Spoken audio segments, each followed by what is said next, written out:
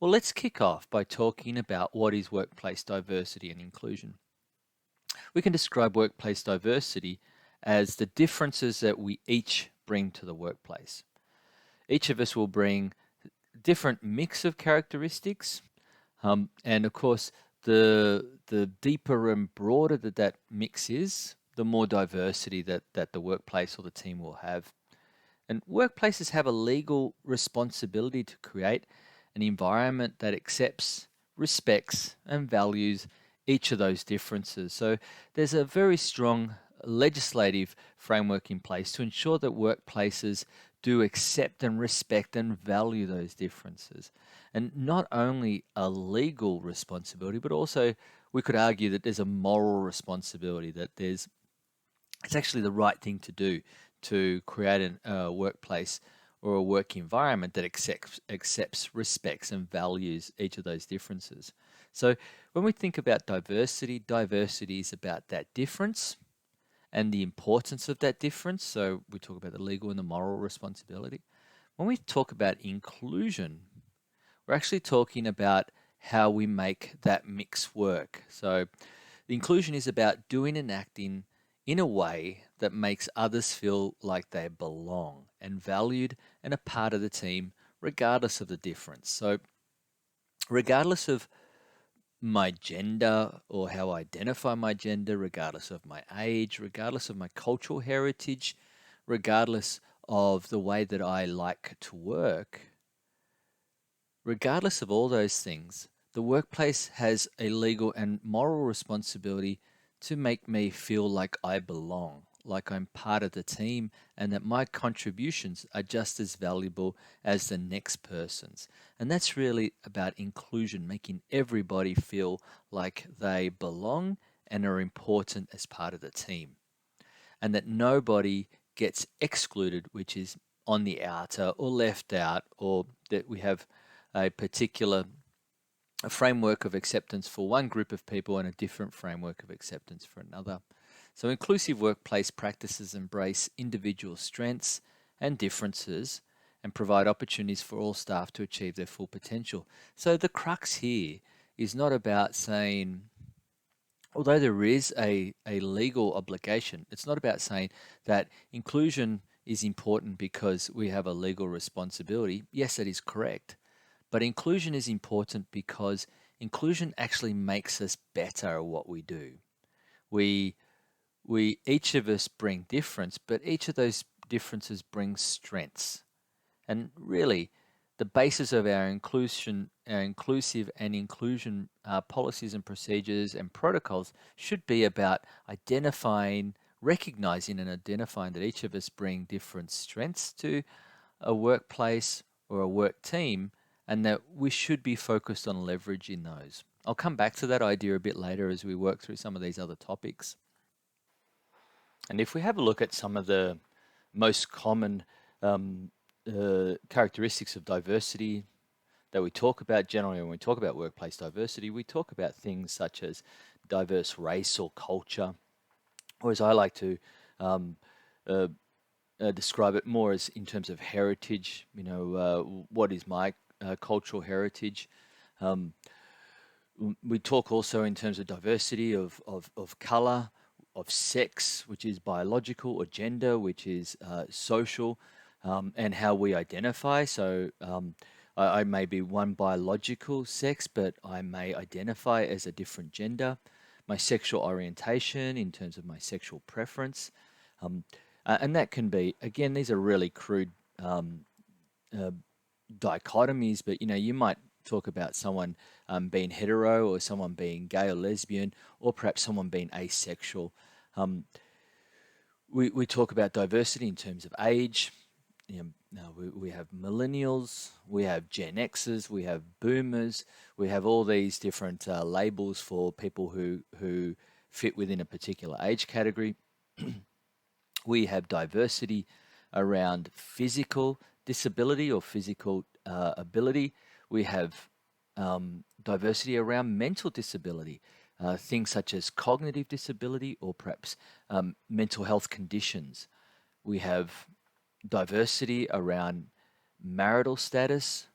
We have some of those old traditional married or single or more contemporary partnership. We have diversity around people who have different levels of responsibility outside of work with family or carer responsibilities. We have um, diversity around things such as pregnancy, which falls under the Sex Discrimination Act. We have this diversity around religion or spiritual observance, where individuals within our team may identify as uh, with having different faiths. We have political orientation or opinion, and that can be quite a varied spectrum as well. And then we have national extraction or social origin. And I suppose the key point to make here is that it's not as simple as, oh, Tony's culture is Spanish or his heritage is Spanish. Tony is married. He identifies as male. It's not as simple as Tony fits into one category of diversity. Tony's actually has a number of different characteristics. He's a mix of all these things. So Tony is in terms of age, Gen X identifies as male, is white, Eurocentric culture or heritage, is married, has family responsibilities, and has a particular political orientation. So it isn't just, and again, that is a real, like, Tony's a real, quite a simple character. So when we look around us and we look around our diverse workforce, we can have quite an interesting mix. And it's not, oh, that person over there is identifies as male, female, trans, whatever the case may be. It's that person is a mix of many different things. And for me personally, the crux of, or the basis of diversity and inclusion isn't about being able to identify what everybody is. It's about having a default position, understand that everybody is different. And that's okay. There is no one right way. And I know some people will argue that, and I respect your position if you do want to argue that, but from my position and from a course position for this program or any academic position on these matters, especially around management, um, there isn't one right way. There is multiple mixes, and it's not about being able to identify all those mixes. It's just about having an open mind to say everybody is different and everybody has got something just as valuable to contribute. So we want to be able to harness that. We want to harness those strengths. We want to harness those things that people bring to the table. And to do that, we want to be open-minded. We want to be respectful. And just as how I can identify as having particular characteristics, and I would like people to be respectful of those characteristics. Doesn't mean they have to agree with me on everything. People don't have to agree with me on my sexual orientation, or don't have to agree with me on some of my political views or some of my value positions and so forth. But I would like them to respect my right to be able to hold those, and for those to be able to and to be able to work well with those as long as it doesn't harm or impede on other people. And that's the kind of respect that I want to give to other people as well. And if we can have a team that comes from this open-minded perspective, that there is a heap of difference out there and that difference is cool, it's really great for our team. And I can I can really learn from that difference. I don't have to agree with it, and no one's trying to convert me to their position on any particular um, thing, but where it be a political orientation or religious observance or sexual orientation. No one's out there to try and convert me in the workplace. Everyone's just got a right to be able to be who they are, and for us to be able to respect that and look at it from a benefits position, which is the strengths that these individuals and this mix brings to our team, because that's really the basis of a, um, a harmonious and inclusive workplace. And I'll talk more about that as we go through about how we do that and so forth. And just to sort of give you an example of what I'm talking about, this is from Department of Education, Skills and Employment. Uh, from 2017, just something they published, which is great for us to get access to. We can have a look at a typical workforce here and have a look at what do we mean with just some of these differences that I talked about. Well, we can unpack it and say something like 55.1% of the workforce are female. If we look at gender diversity, that means that just under 45%, 44.9% would be male. If we just take a 44.9, and that's just looking at a very simplistic binary. And of course, we know that gender isn't so binary, but it's just as an example. So we look at that and we say, well, we can look at that and say, okay, well, he's using a crude binary of female male. We say, okay, well, 55, 45% gender difference in diversity in the workforce. And we can even break that down even further and say, okay, well, let's have a look at that at a frontline. If we look at the public service, let's have a look at the APS level, APS 3, 4, 5, 6, and let's have a look at the executive level, and we can start to break down diversity at different strata or levels of the organization. We have a look at age, 37.9 or 45 years plus, which is interesting. 3.6% of people identify as having a disability, and I stress the word identify because it's up, and it's an individual has agency. It's their choice on whether they wish to identify or not.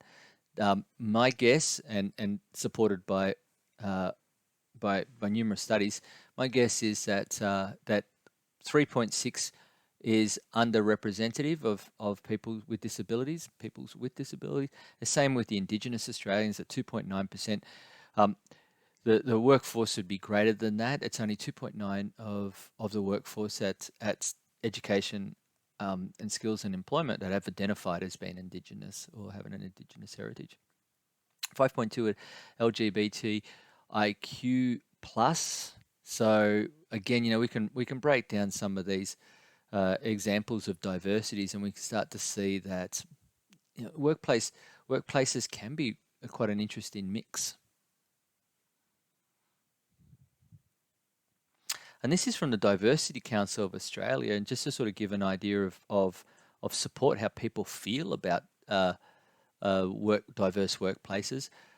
The research that the Diversity Council has done has found that overwhelmingly there's a support by workers for inclusive initiatives.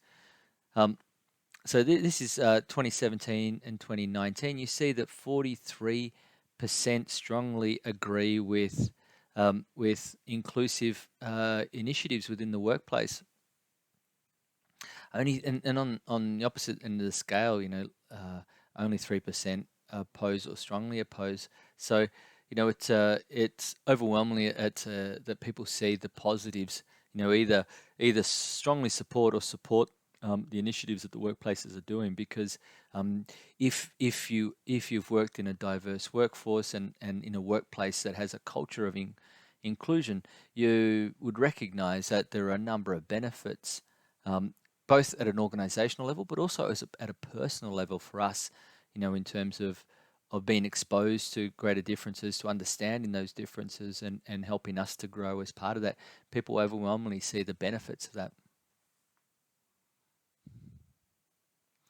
And again, if we look at how the Diversity Council define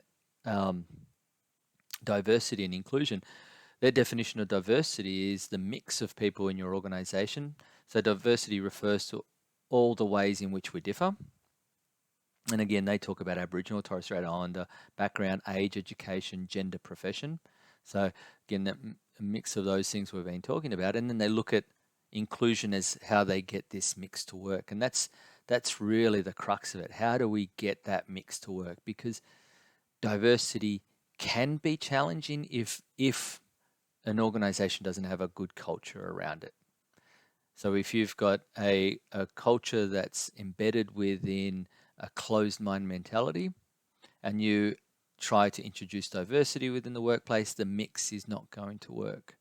If you have an open mind and have inclusion policies and procedures in place that harness and foster an inclusive workplace, that mix is going to work. So inclusion occurs when the diversity of people are respected, connected together, progressing and contributing to the organization's success.